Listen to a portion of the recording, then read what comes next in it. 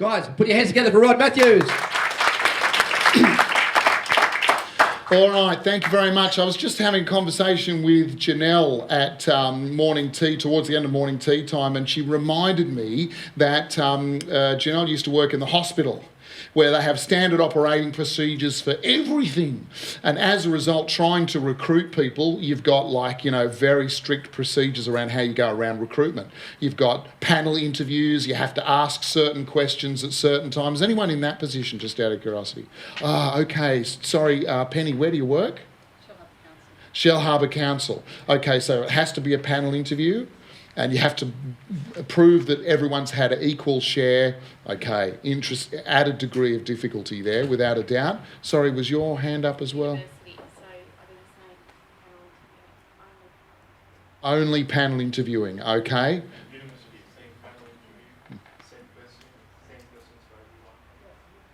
Okay, so these are added degrees of difficulty because it becomes a little bit more difficult to build rapport within the interview because, of course, there's the whole what you can and what you can't ask. Something that may help there, and of course there's no magic wands with these things, is to think about what you can do before the interview, of course, when you first meet them. How can you have a conversation out in the reception area before they even come in order to increase the likelihood that they're going to feel a little bit more comfortable. But of course, it's a tough gig when you're sitting in there and there's this panel of people in front of you. We have to do that because we have to be showing that we're doing the right thing. Unfortunately, the drawback of that is that what we then are more likely to select is someone who's very polished at panel interviews, because that's how they perform. All right, and being polished in a panel interview. Now, if that's one of the job skills, being able to sit and being able to field questions from a variety of different people at a time. So, for example, a university lecturer or a tutor. So that may be a good skill to have, in which case set the interview up that way. But if that's not the skill and you have the choice, then try and avoid that. Try and get the interview as much as possible to reflect the skill that we need them to display. So thank you for that reminder, Janelle. Good point, good point. Now, what we will do is we will start to look now at questions that we need to ask. Well, you might remember when we did it the first time around, when we had half the people out, half the people in, and they had a list of 17 questions.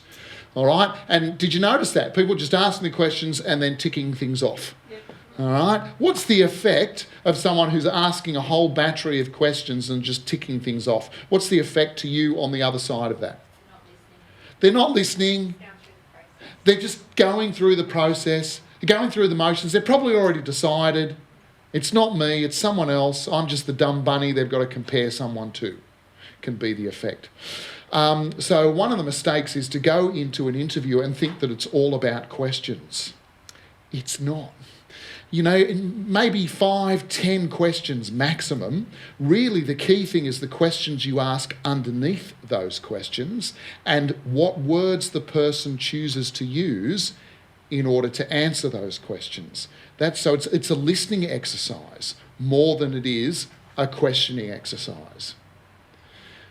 Having said that, we will start to look at a tool. We'll start off with the questions, and then we'll move into a skill that will help us increase our ability to start to hook in to exactly the words that people are using and what that tells us about what it's going to be like to work with that person. Right? All right, so we'll start off with the basics. If you've ever done any sort of tertiary level education, okay, even if you do those community college TAFE courses like Creative Tooth Decay or Bonsai Your Pet or Needlecraft for Heroin Addicts, these sort of courses, they'll have a business communication skills component in it, and they'll talk about questions. And when they talk about questions, they'll divide questions into 2 groups. Anyone want to have a shot at what those 2 groups of questions are? Open and closed. Fantastic. There are open questions and there are closed. Let's start off with the basics, get that out of the way. Fantastic. Okay, so could you please give me a definition as to what is the difference between an open and closed question? Yes. Fantastic. Well picked up. So, was that open or closed? Okay, so a closed question is going to get us yep or nap. Or one word each. Or one word, very limited response. So what does an open question get us? Usually. An explanation.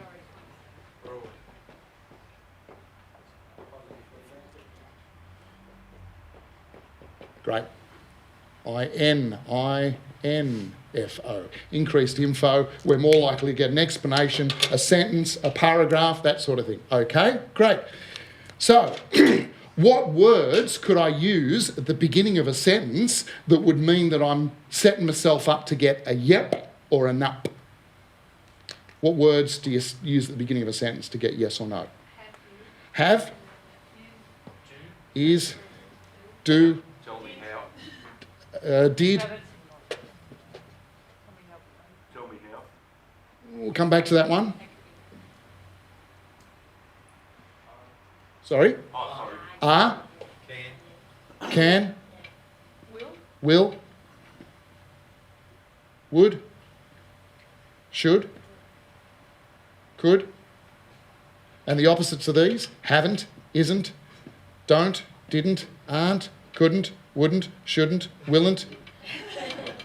Okay, lots of ways to ask a closed question. How do you ask an open question? Why? Where? When? What? Who? 3 ways, really. Even if we use the tell me or the describes, was the example that was given before, there will be an overt or implied what, why, or how following that.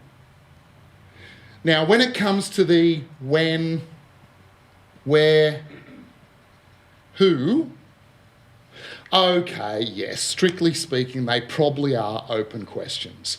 And yet, for all intents and purposes, they tend to give us a limited answer. When? About 10 years ago. Where? The Oval Office. Who? Monica Lewinsky. Okay. Which, of course, begs the question, what were you thinking? Oh, that was the big question, wasn't it? Yeah, that was the big question. How exactly? Okay, so let's just illustrate this a little bit. If you could turn to the person next to you, choose who's going to be A and who's going to be B. So choose who's going to be A and who's going to be B. Hands up the A's. Who are the A's? Fantastic. Hands up the B's. Who are the B's? Okay, hands up the A's once again. A's, without saying anything, without writing anything down, just in your head, I would like you to think about your favourite meal. Your favourite 3-course meal. So you will need a favourite entree. You will need a favourite main. And you will need a favourite dessert as well. Now, if you're sitting there thinking, going, oh, I can't possibly pick a favourite, there's too many to choose from. just pick one for the purpose of the activity. Thank you very much. Yes, one that you really like. Thank you, thank you. B's. Who are the B's? Okay. In a moment, I'm going to give you 1 minute to find out as much as you can about your A's favourite meal, and you are only allowed to ask closed questions. Let's take this to extremes just to notice what it's like. So, A's, hands up A's again. For the next 1 minute, you are only allowed to say yep or nap. If your B asks you a question that you cannot answer yes or no, all you are allowed to say is, I'm sorry, but I'm not at liberty to divulge that information at this particular juncture. However, if you care to ask me after the minute is over, I'll be more than happy to share at length the answer to that question. That's all you're allowed to say. Okay? On the one hand, yes, this is just one of those dicky things you got to do on a session like this, quite correct. On the other hand, as you do this, notice what it's like. What's it like when you are only being asked closed questions? And notice what it's like when you are only asking closed questions, and I'd like to talk about that when we come back. You have 1 minute. Your time starts now.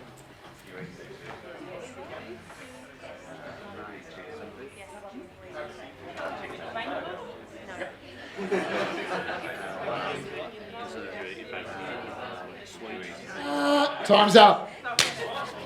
Okay. All right, there we go. So that's all the time you had. I'd be curious to know, how'd you go? How'd we go here? What did you find out? Nothing?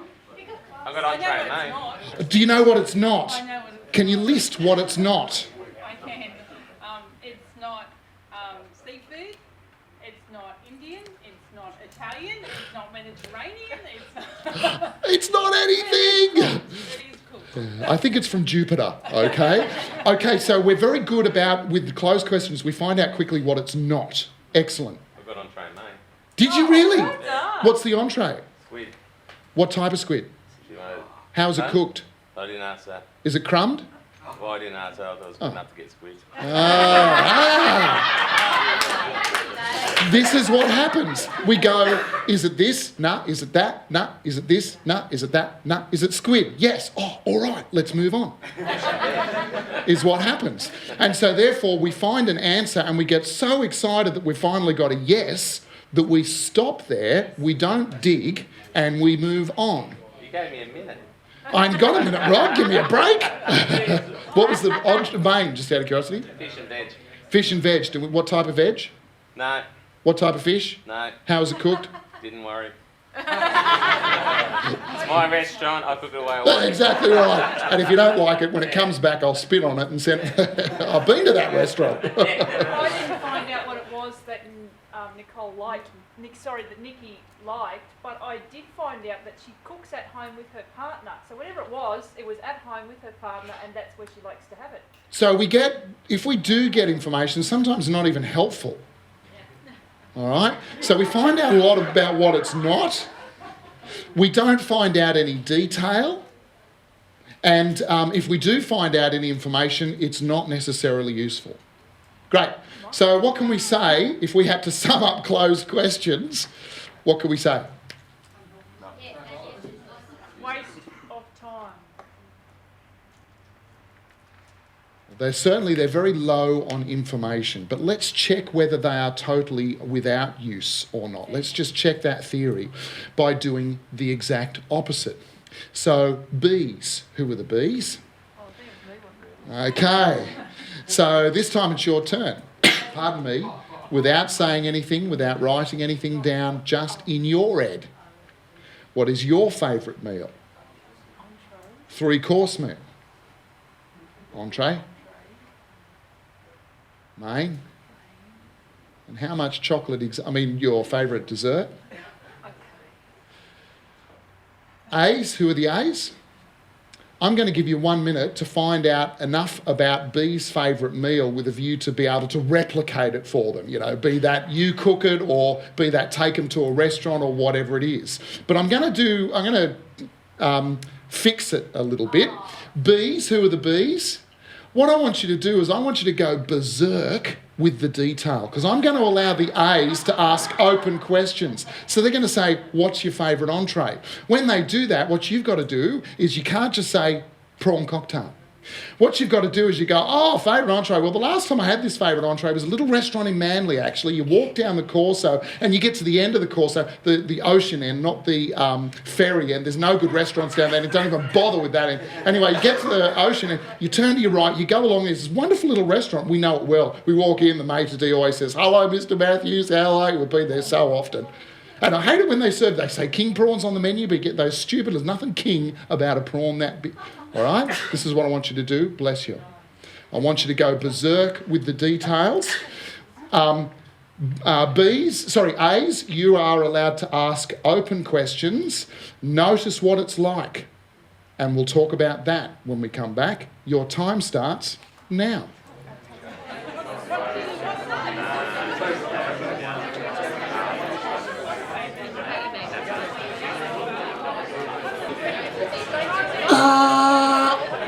Time's up. Okay. Let's see how we went. Now, first of all, sorry, your name? Dennis. Dennis reckons he got it. What did you get? Barbecue octopus at the lagoon, and I said I wouldn't take him there. That's too and expensive. You're not worth yeah, it. Of course, yeah. And barramundi, and he likes it with prawns and asparagus, and dessert typical. I didn't even have to. I told him it was sticky dates, and he went, "Yep." Very simple. Fantastic. There you go. All three. Is there any information that he missed? Yes, he did actually. He was too quick because actually the octopus was there, but I was more on the halloumi that they used to have with the asparagus, and he put asparagus in the main, but it was really the halloumi with the sauce and then the cherry tomatoes, which they don't make anymore because the halloumi is now far too big when they do it now. It used to be sliced a lot thinner. And that's been a major issue in the lagoon for the last couple of years. They changed the menu. But then when he ate the barramundi always has the prawns, but it has the chili sauce around it in the bun. And it's not the barramundi, Nick, it's the other one that they have. They keep So if Dennis served this meal now to, I'm sorry, He Lee. assumed a lot actually. Anyone else find this? Okay, it gets to the point where you get information that you don't need. Did anyone get information they don't need? Okay, all right. So we got information we don't need.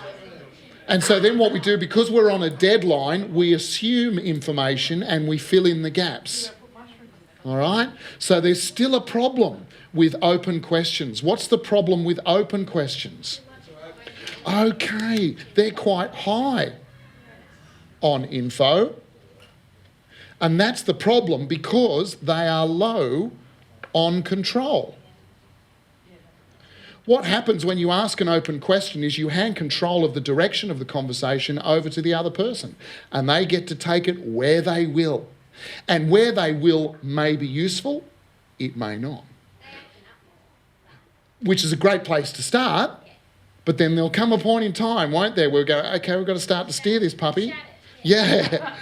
Otherwise we're going to be here next week, and I got bigger fish to fry, if you'll excuse the pun.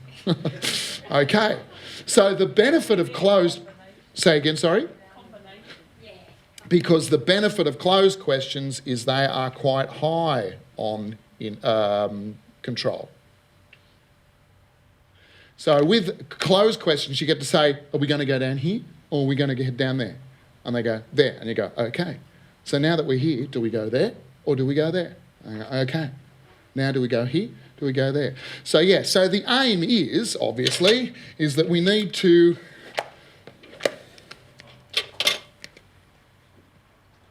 Hey Rob, this is useful for parenting as well. Yes, very good. Yes, it is useful for parenting, also useful for selling as well. Talking about taking a brief from your clients. Right, okay, cash, credit card or cash? How are you going to pay for that? That's a closed question. You are going to pay for that. Very good. Open. All right, so we're building this funnel, but it's still not enough when it comes to interviews. There's a problem even with this. Just to demonstrate this problem, if I could please ask you to grab a blank piece of paper in front of you. Doesn't need to be totally blank, you just need space to write a few words. I'm going to write 2 words on this piece of paper. As soon as you see the first word, you have 20 seconds to write down the first 5 words that come into your head when you see that word. Okay, so they're the first 5, not the best 5. So if you're sitting there going, what about that? Oh no, I can't write that. What about that? Oh, I can't even spell that one. You're taking too long. It's just got to go bang, bang, bang, bang, bang. All right? Same for the second word. As soon as I write it down, first 5 words. Here we go. First word is...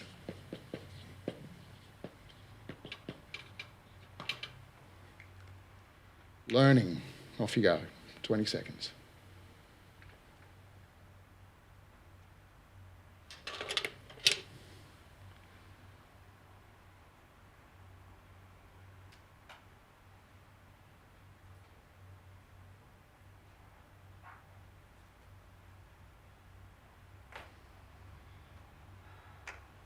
All right, fantastic. Same with the second word. As soon as I write it down, first 5 words that come into your head, write them down. Here we go.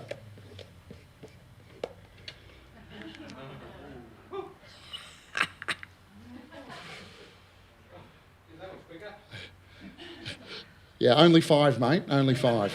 Stop when you get to the bottom of the page. All right. Okay, now what we're going to do is we're going to find out how many points each table has scored. Now, with this table down here that's only got 2 people, I might split you up, and if I could ask you just to go to another table, maybe this table and this table in the middle here, just for this activity.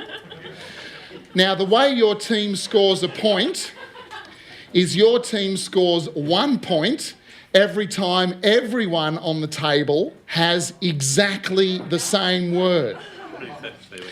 So, for example, under sex, Dennis has written goat.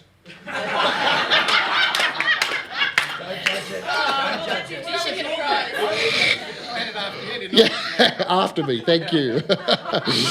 If everyone on this table has written goat, then they score 1 point. If 1, 2, 3, 4, 5, if 5 people have written goat and 1 person has written horned domesticated animal that one may find on a farm, no points. Everyone has to have goat in order to earn 1 point. For the second one, he's written Batman outfit, love cuffs, electrobes. You're a sick puppy, pal, without a doubt. Please be responsible for yourself with this. If you've written something down that you don't want to share, all you need is 1 person on the table to share theirs, and if there's no matches, there's no matches. So please be responsible for yourself with your own level of comfort. Okay, off you go.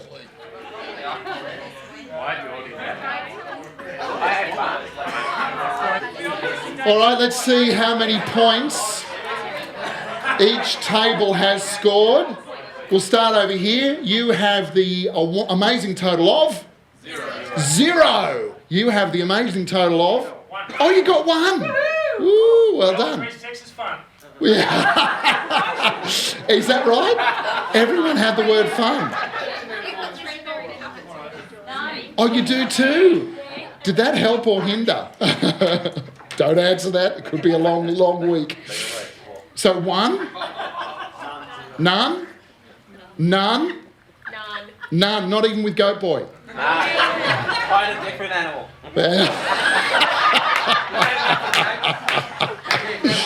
Yes, and I can't believe no one else had armadillo. I just can't. Fantastic. Okay, let's think about that for a second. We've got 2 words here that you would think we would all have a common understanding of, and yet we only got 1 point. Why is that? We all use the same words, but the words exist within our own perception. I think sex to procreate and have a family, and they thought I was from Tasmania. Ah, the Catholic approach. I wrote family, and they think I got my family. Just as well you weren't on that table. Crikey. They're all having fun. I got pictures of them rocking up to a party. There's a bowl. You put the keys in the bowl. Okay, so the words that we use are the same, and yet when we use these words, the images that come up in our mind, the other words that we associate, the feelings that we get are obviously dependent upon our brain chemistry, our genes, our prior experience, our biology, etc., etc., etc. So this is still a problem, because if we only use open questions and then closed questions, there is still room for misinterpretation, because we still may fall into the trap of assuming certain things. We need to reduce the chance of that happening, particularly if we're about to put food on this person's table, pay them for their skills. We need to make sure that we're getting the skills that we're paying for. So there is a tool that will help us reduce the chance of this happening, and it's a tool called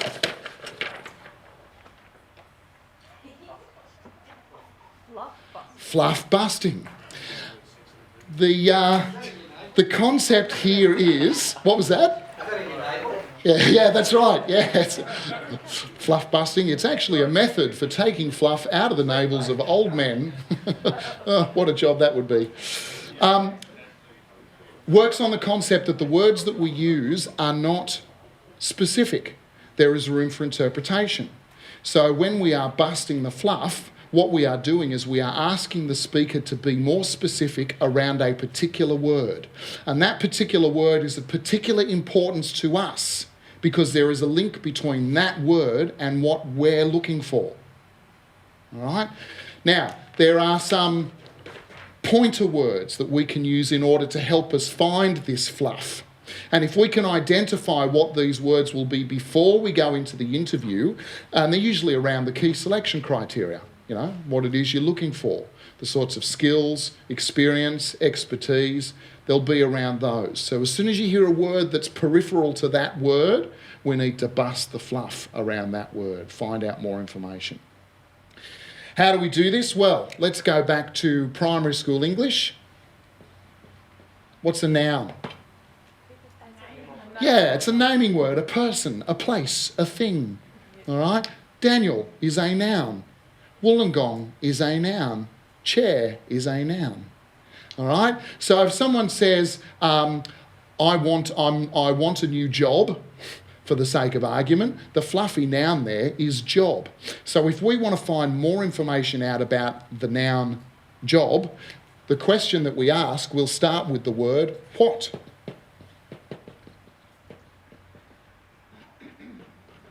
And there's lots of what questions that we can ask to get more information about the word job. What job exactly would you like? What is it about your current job that isn't meeting what it is you're looking for? What is it you most want to leave behind in your current job? What is it that you're most looking forward to? What do you want to do more of? What do you want to do less of? Okay, so if we want more information around the word job, it's going to start with the question what.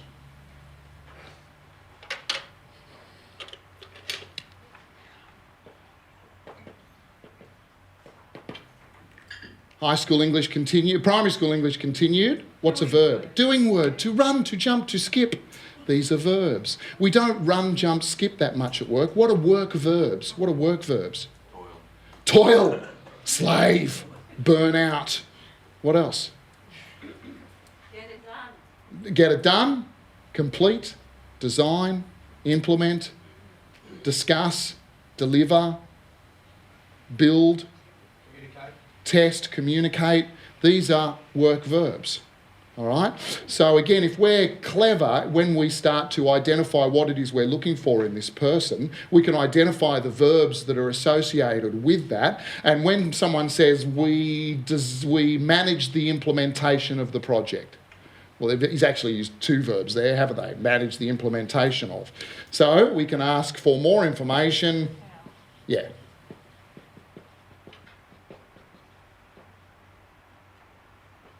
How did you go about implementing it? How did that work? How would you do it differently if you had to do it again? How have you done it in the past? So again, if we want more information around verbs, the question's going to start with the word how. This is where we leave high school English and we go for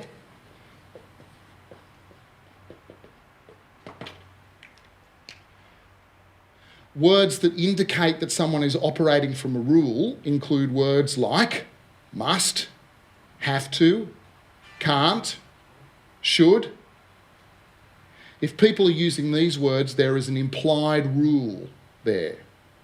Now, rules are useful in some circumstances, very useful in hospitals, for example, very useful in council, stop us getting sued, etc., reduce the chance of that happening. And sometimes it's worthwhile for us to test those rules to find out what's behind the rule and also to see if we can push a little bit further. And there was a classic example of this. I used to work in North Sydney. North Sydney, there's a big intersection. Miller Street meets Pacific Highway, and there's another road comes in, it's Victoria Cross. Very busy intersection. At lunchtime, what happens is you don't want to wait for the lights. This was before they had underpasses. What you do is you just, you'd look and then you'd run across, and then you'd look and you'd run across. It's called jaywalking. And the sheriff, the sheriffs at North Sydney Council were sharks for it. So it was not uncommon to see the sheriffs standing around this intersection at lunchtime, and if you crossed against the traffic lights, they'd say, "Excuse me, sir, excuse me, madam, do you realise you just contravened subsection blah, blah, blah of the local penal code? I'm going to have to," there's the rule, guy in a uniform, have to book you for jaywalking. Can I please have your name and address? This was on the news one night, many years ago, and a woman tested this rule beautifully. She got pulled over, I'm going to have to write you, and maybe you can confirm or deny this. No, she's going, no, don't ask me. And the sheriff said, I'm going to have to book you for crossing, yes, traffic lights. Can I please have your name and address? And she said, what would happen if I didn't give you my name and address and I just kept walking? And the sheriff said, nothing, ma'am, I can't do a thing. And so she said, right, see you later.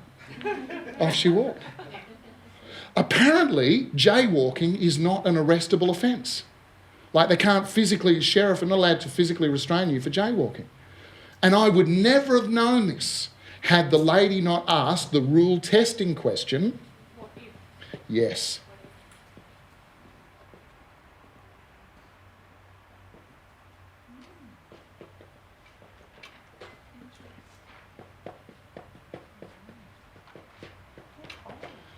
Good one for pushing your own limits as well when you hear yourself use a bit of a rule. Now you have to be, pretty comfortable with yourself to ask that question because the implication is that you don't know and you should know. Why don't you know that? So you have to be comfortable playing one downsmanship to your candidate and asking that. Rules, verbs, nouns, rules.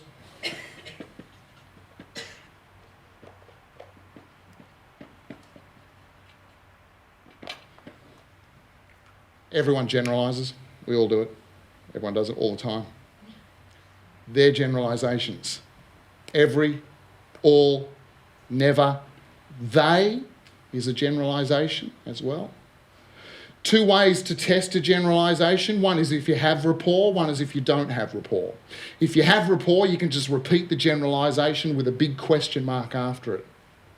All, every, never. All right? And of course, when you do that, if you're anything like me, what happens is the other person starts to think, well, not every time, okay? And we start looking for the exception to the rule.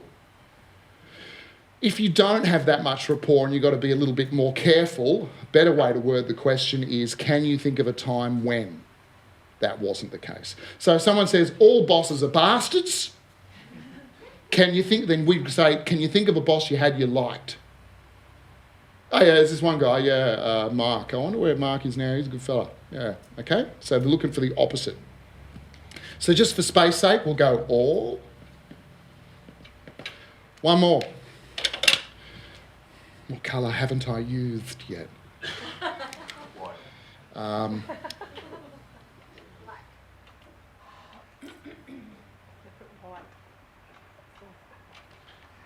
Do I need a double R for comparison? No. Oh.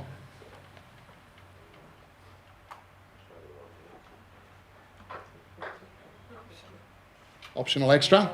Okay, so comparisons.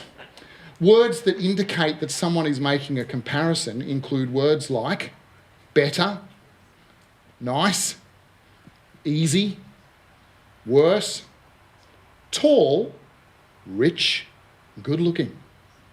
Okay? How can you possibly know what is rich unless at some level you are comparing it to poor? You must be making that comparison at some level. All right? So if someone makes a comparison, it's better to do it this way, then the question we ask is, of course, compared to what? What's the other way? There's another way? What's the other way? What was the other way you used to do it? That's interesting. All right? Compared to what?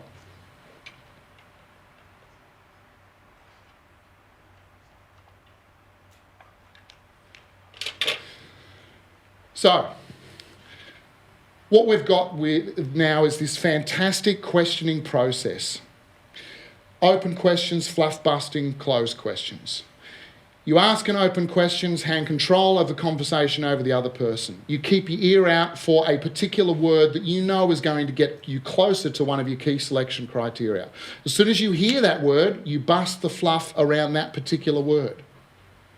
Right? And then when they've answered that, and you may have to ask several fluff-busting questions, then you confirm it with a closed question by saying, so, am I correct in thinking? Is that correct? And then you ask another open question and allow them to take it where they will. You hear some words, you fluff the bust, and then you confirm. Then you ask another open question, allow them to take it where. And this is a conversation interview. Is what this is. Just to finish up, I'm going to ask you to do one more activity to Practice this. What I'm going to ask you to do is to, one more time, find someone in the room who you do not know. All right? And what I'm going to do is I'm going to ask you to find out a little bit about their plans for their department, division, organisation. And I'm going to ask you to do this by practicing these questions. So let's say, for the sake of argument, that I might team up with Michael.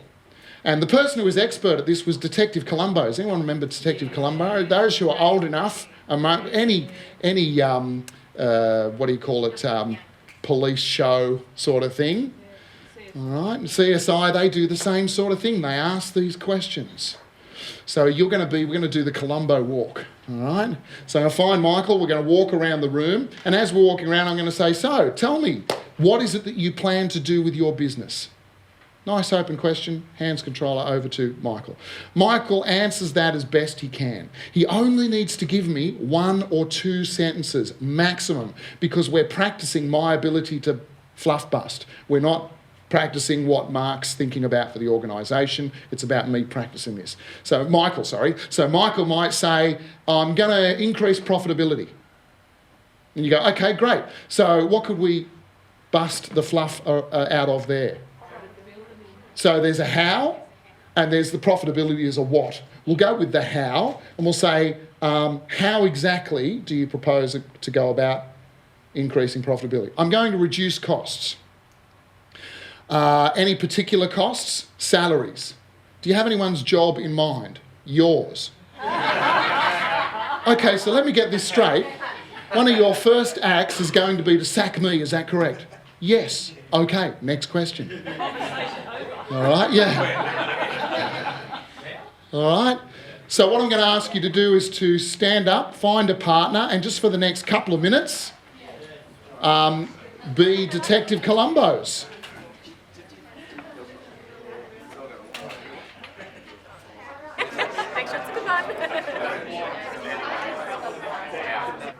All right, just before we go to the question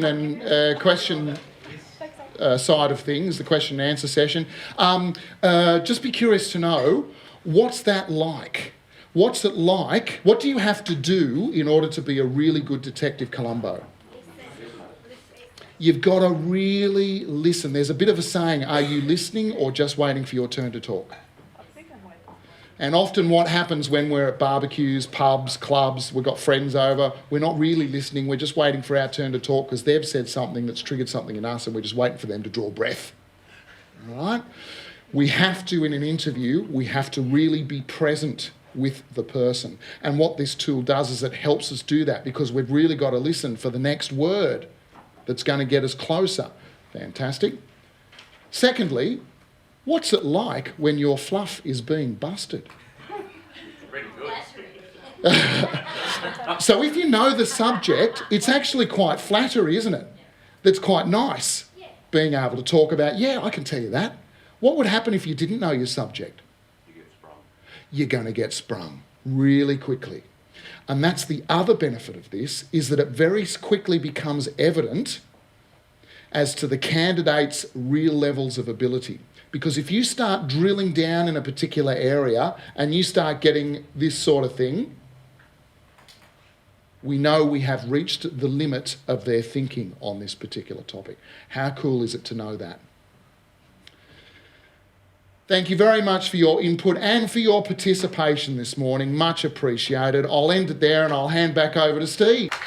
We might, before Rod leaves us, we might head back to the stools and just basically get your thoughts again. I thought that was another fantastic session. Got plenty of value in it. And I was just actually saying to Ari Galpers, walked into the back of the room there, and I was just saying to Ari how I can actually learn alongside you guys. It's not just about you learning as well. I'm sitting down the back going, wow, that's gold right there, right now. So, guys, it was excellent. So I'm curious, any questions out there based on what we've heard in the last 45 minutes? We'd love to hear. And while we've got access to Rod, is there anything you'd want more clarity around, or is there anything that you just want to know? Yes? Yeah, you spoke about telling there are people who are very skilled enough to do an interview, but actually it doesn't measure the skill set. But if you see in the current scenario, like I'm coming from the university and environment, and you have to do that, you have to go through that steps, you have to go through the selection criteria, you have to get that next level, go to an interview and follow. There are so many strategies that people look for. There's this STAR or SWOT analysis. They say, you ask a question, you have to say an example, a result, and then what you've done, what's your contribution. So there are still the practices are going on. So, but people, I think, have to still have to follow those things. So you're quite correct. We're recruiting for. There's two things we're looking for when we're conducting an interview. One is, are they capable, and another one is, what are they going to be like to work with. And the challenge for panel interviews and for having to, as soon as you start putting policy and procedure around things and saying we have to do it a certain way to make sure everyone reaches a certain standard, is that it makes it more difficult for us to find out what this person's going to be like to work with. Because you're right, what happens is people know, I know the process. They go into government-run organisation interviews and they know the process and they have those STAR answers ready to go. They know what the questions are because they have to, because that's the policy. So you're right, it dramatically reduces our ability to be able to find out what they're going to be like to work with. So the only thing I can recommend is, first of all, is the rapport beforehand. Is as they're outside in the reception area, as much as you can, have a chat with them out there, firstly. Secondly is the reference checking. So when you're phoning up previous employers or previous managers or previous bosses, is to use that with them. And of course, a key question you ask when you're reference checking is, would you hire this person again? Okay, because they may not feel comfortable about answering what the person was like, but the litmus test is always, would you hire this person again? And quite often you hear people say, actually, no. Yeah. Thank you. And actually something we've used in addition to that, Rod, is out of 10, how would you say Dan's performance is in this key area? Can you just give me a gauge out of 10? Because it's very hard for people to articulate they're amazing, they're very average, and they don't want to say that. But if one's the lowest, 10's the highest. I've actually used that in the past. That's a damn good one. I know that by force field analysis. So you can ask people on a scale of 0 to 10, rate this person's performance. Once they've done that, you say, okay, what stopped you from rating it a 10? They get to say, and then you go, okay, what stopped you from rating it a 0? And they get to say.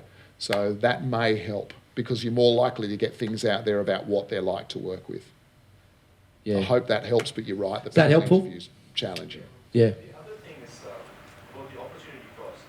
Is there a way the opportunity cost is lesser in a small, medium scale industry if it's 10 people? Is there a difference? Is it easy to get an employee out and get a new one? Do you know, I would say it would probably be, the smaller the organisation, the bigger the effect on the costs, because it's a larger percentage of the workforce. If you've got a team of 4 and one person leaves, that's 25% of your workforce has just left. If you've got a team of 100 and one person leaves, so I would say it's probably even maximised. Okay, in regards to asking for a number, like a quantity, 1 out of 10, I guess quizzing prior employers and whatnot. What happens if, say in the case, I know a friend, she left her employer and then the employer just went crazy, like, I can't believe you're leaving me and whatnot, and it had nothing to do with... Started boiling bunnies and following them around. And yeah, it was about her not wanting to drive to the Southern Highlands every day. And the employer just went absolutely ballistic, like deleted her off Facebook, LinkedIn, everything. You know it's bad when they delete you off Facebook. But yeah, it's the electronic version of that. Kept on ringing her up and whatnot. You know, how do you, as a recruiter, deal with such a thing? Can you see through that? Not always. You're looking for patterns when it comes to recruitment. So I'd advise against only speaking to one person. Because what you're doing is you're looking for patterns. And if there's something that's weird, then it's weird. And that should be waving a red flag in some way, shape or form. So if you get one person who's just going berserk, avoid the temptation of making a decision based on that one particular person. Try as much as you can. Let's say if you rang them up and they didn't go berserk, but they gave somehow, you got hold of this person through a different means, not like through a reference or whatever. Yeah, actually, do you mind? Go. Yeah, I think, so with that, and even just calibrating, when you talk to people, and generally if you're a lovely person, and I said to my previous employer, which I haven't done for a lot of years, I'm leaving. They would say, Stephen, good luck, all the best to your future, everything else. If you need someone, a referral or anything, get them to call me, please, and I will sing your praises. But if you ring someone and you can just feel on the phone they're reluctant to give you any information, just know there's a reason for that. There's a real reason for that. And that's sometimes a flag, but then like Rod said, you've got to layer that in by not just taking one person's opinion. You're going to contact different people and you're going to gradually get a portfolio, and sometimes it even comes down to your gut feeling. I would also recommend, and my microphone's gone at this particular point in time, I would also recommend that if you're getting it down to the last one or two, consider a psychological assessment of some sort, because that will help you confirm or deny any red flags that have been raised. You don't need to do it for everyone, but if you're just down to the last two or three, find someone who can do psychological assessments. Okay, finally a tough one. How do you recruit a recruiter? This is like thinking about thinking. This is where you really need to know your stuff, because you're showing what it is that you're looking for. So you really need to be on show when you're recruiting a recruiter. But if you're looking to find one, again, word of mouth. If you're looking to find a recruiter, you need to hit the phones with other people who are in business. Ask around this room. Who's someone that you know and that you trust? Because you're right, it's like any business. There will be a percentage that are fantastic, there will be a large volume of them that are okay, and there will be some that will be terrible. So, word of mouth. And I think in our days we live in now, you can't hide. We have LinkedIn, we have Facebook, we have a lot of means for doing checks on people. You type their name in LinkedIn, you see common threads there, people you know, then that's where you go and you check first. Yeah. But I think that's going to be all. Ladies and gentlemen, put your hands together for Rod. Very cool, very helpful. Thank you, Rod.